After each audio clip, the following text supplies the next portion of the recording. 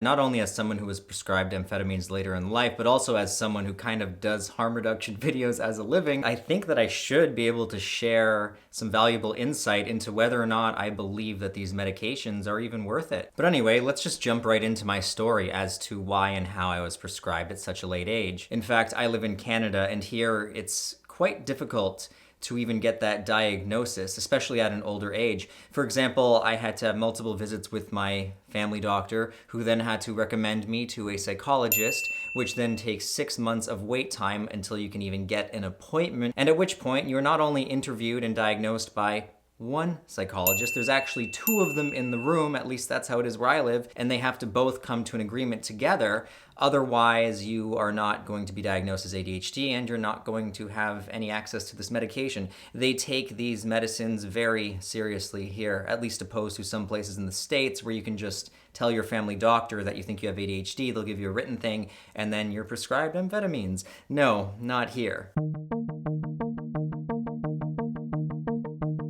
Now, before I really do get into the story, there are probably some of you watching who don't even believe that ADHD is a real thing. Now, scientists don't currently know exactly what it is. One of the prevailing theories is that people with ADHD don't naturally produce enough dopamine in their brain. And because they don't have enough dopamine naturally, they're always seeking more of a release. And these behaviors that they exhibit, such as not being able to focus on one thing for too long, starting things but never finishing them, even little things like on your computer having a million tabs open and constantly switching between them, what this largely is dopamine-seeking behavior. For example, they'll often start many projects because it's exciting to start something, but as soon as it gets into more of the tedious work, they completely lose interest because at that point, they can't stay focused on it. But anyway, before I did go to get diagnosed, I didn't really do much research in it. I was largely under the belief that ADHD wasn't a real thing, so I kind of wanted to get assessed just so I would know for myself.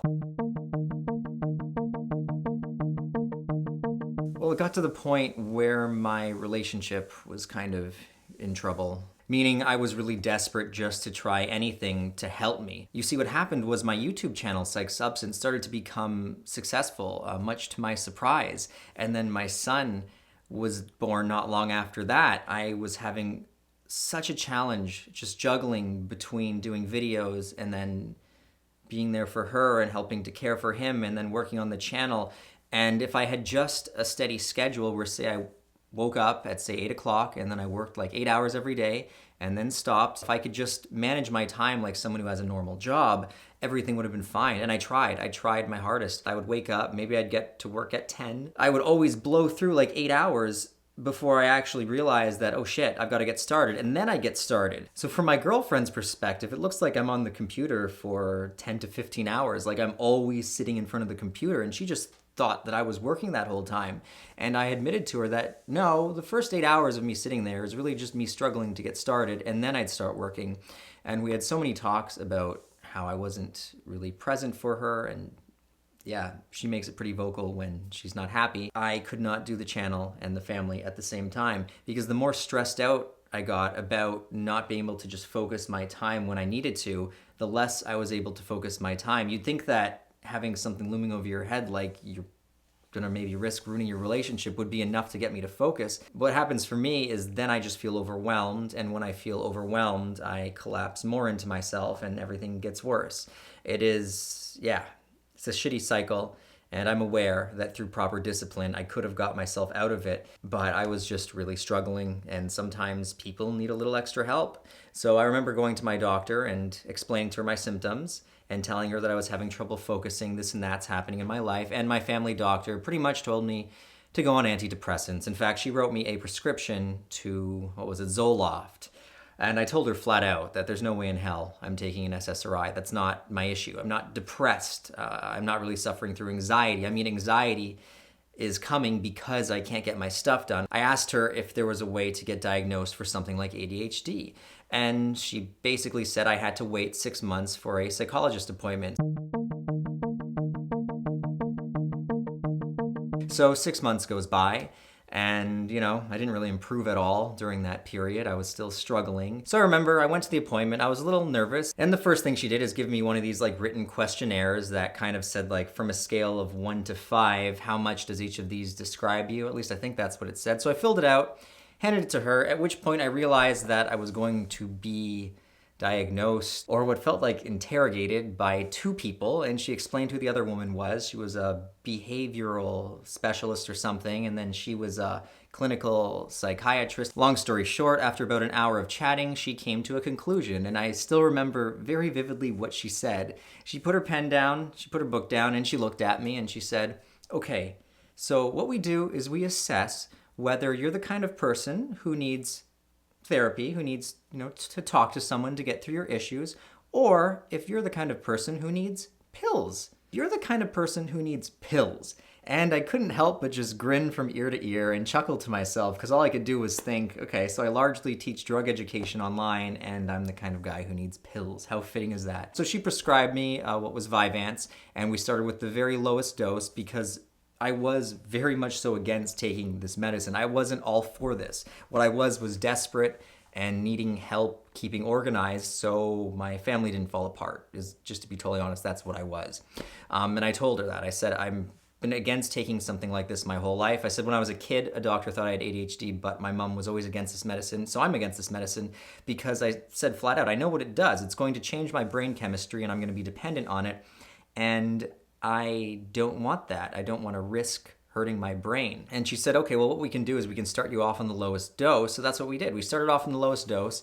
Eventually, we did raise my dose slightly, and I was also prescribed a very small dose of Dexedrine because the Vyvanse wasn't lasting as long as I wanted, and that was just to take on days when I needed to work longer. And this largely worked. However, I did tell her that I was against taking it every day, and she kept saying, you need to take it every day for it to be effective. So I just said, sure, fine, I'll take it every day. But ultimately, what I ended up doing was I was taking it once every 3 to 5 days. So what I would do is I'd take it on the days when I had the most heavy workload, and then I'd take a few days off so I could recuperate, heal, so my brain didn't become dependent on it, and then I'd consume it again and take a few days off. And this worked great for staving off any kind of tolerance, because what happens to people is they start at one dose and it becomes ineffective because their body adapts to it, they get used to it, and they have to slowly keep raising and raising the dose, which at the same time means they're more and more dependent on this compound to feel happiness, because dopamine is largely associated with happiness and rewards.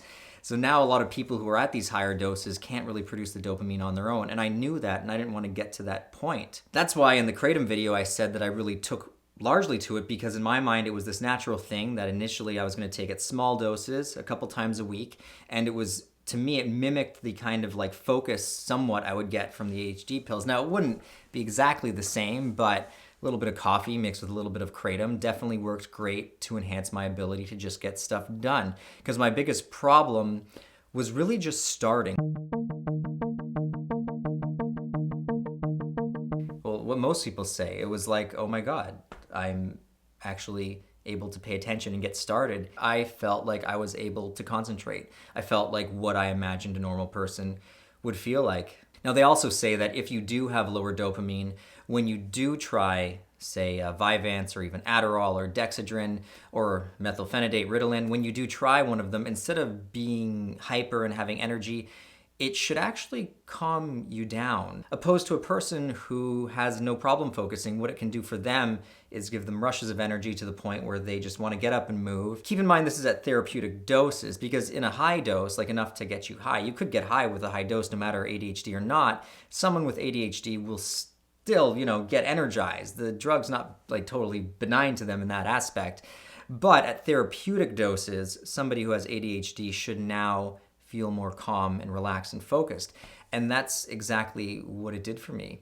It didn't give me energy. I never felt like I wanted to get out of my seat.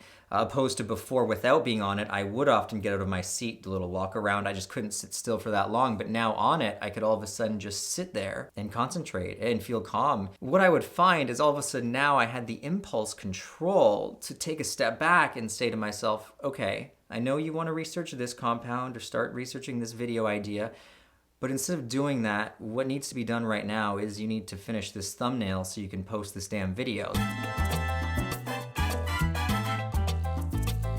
Now, do I believe that this medication is worth it? In the sense that, do I think that people with ADHD should be on it? Are there a lot of negatives attached to it? What negatives have I noticed?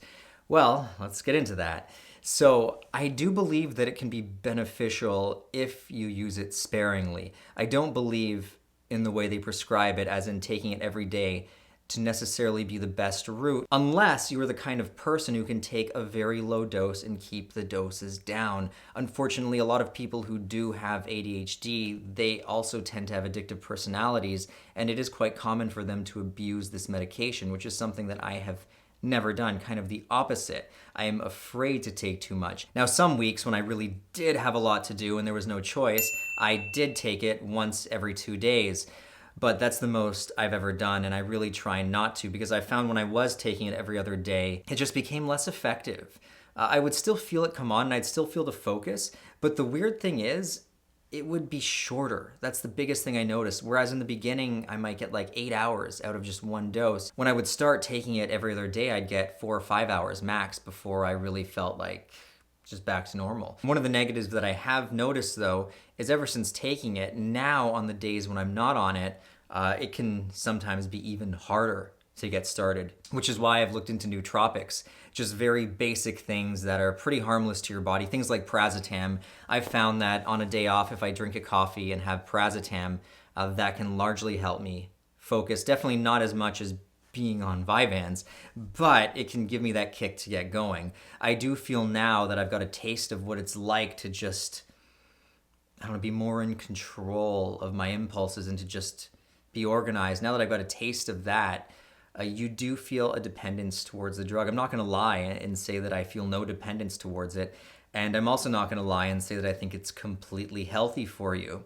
I'm almost positive that since taking it, now my body does produce less dopamine on its own, which really sucks. Ideally, what I would like to do is not need this. I definitely do feel like it's something that I need right now, because in my life right now, things are pretty overwhelming. I'm not going to get into it because I'm not the kind of YouTuber who shares his whole life online. But there's a lot of stuff not even related to my immediate family. There's a lot going on.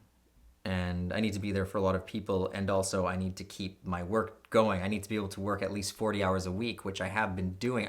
Actually, that's a lie. I work way more than 40 hours a week. And without this at this time of my life, I feel like I'd be really struggling. That doesn't mean, though, that I want to be on this forever. But on the positive side, I do in the future plan to get some people working for me, as I've said a million times before. I might even just do some like interns, because the Patreon, to be honest, has kind of stagnated, and I need a new plan if I'm going to get that Patreon higher to the point where I can hire people, because at that point I will feel less pressure on myself. The larger the channel gets, the more views you get, the more subscribers you get, the more pressure you do feel to keep the quality up there and to keep things steady and also to keep things improving. And yeah, on my own right now, just with the amount of shit that I got going on and, you know, having a family to take care of, yeah, I need help, and this medicine is helping me. So I do intend on still taking it, at least for the foreseeable future. But as for the risks, I can definitely see them, and they're quite apparent. It is easy to get to the point where, say, without it, you can't work, period. I could see that happening, and I'm trying everything I can to not let that happen.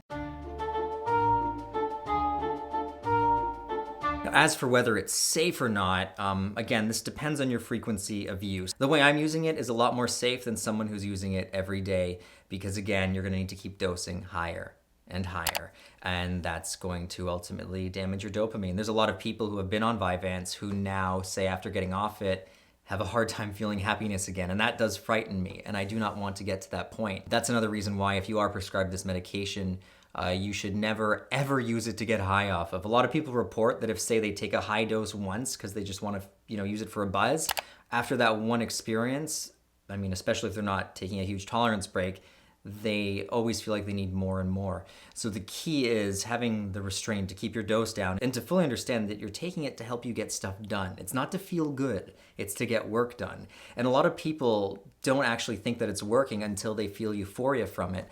And that's just not the case. You don't need to feel euphoria from it for it to work. A lot of the time when you do feel euphoria from it, it means that you actually might have taken a little bit too much, because that's not a necessity to feel focused. And that's largely why people burn out their receptors. It can take years to recover after this. Some people even claim it's permanent. Now, I personally don't follow the belief that it is permanent damage. I think that the body is incredible at always reaching a point of homeostasis, and without it, you will revert back to normal. But I also think it's going to take some work and a lot of time on your part to get there. So whether or not it's worth it is, well, it's really going to depend on you and your needs. For me right now, because of how much I've got going on, it's worth it for me sparingly. I wouldn't be taking it every day. And if I ever did decide to take it every day, I would lower the dose even more. But at that point, again, it's like a double-edged sword because it might completely stop working. Oh, and just in case any of you guys are wondering, I purposely made sure that today was a day where I took the ADHD meds,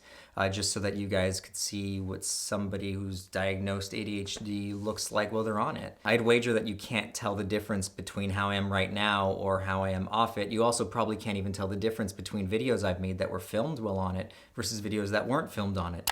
That's because when you're taking it in therapeutic doses, it is not getting you high. Like, I'm not sitting here talking like this and I'm not just like all bugged out. No, it doesn't do that to you at therapeutic doses and when you need it. So yeah, I don't feel high right now at all. I do feel more into what I'm doing, which does feel good. But anyway, if you enjoyed this video, make sure you hit that like button. And if you have any questions for me, you can leave them in the comment section below. Also, if you enjoy my content, you can check out our Patreon page. We are largely funded by the viewers. We don't really rely on ads because my main channel, PsychedSubstance, doesn't really make much in ads since it's all about controversial stuff. So if you want to see more videos from me and you want to help us get to the point where I can hire some people so I can take the workload off, check out our Patreon page, link over here. Till next time, take care, guys. Let me know in the comments below what types of videos you'd like to see next, and hopefully I can get working on them. I still, as I've been saying forever, intend to bring this channel up to a more steady flow of content. At the very least, twice a month is my goal. So let's see if I can do it this time. See you guys later.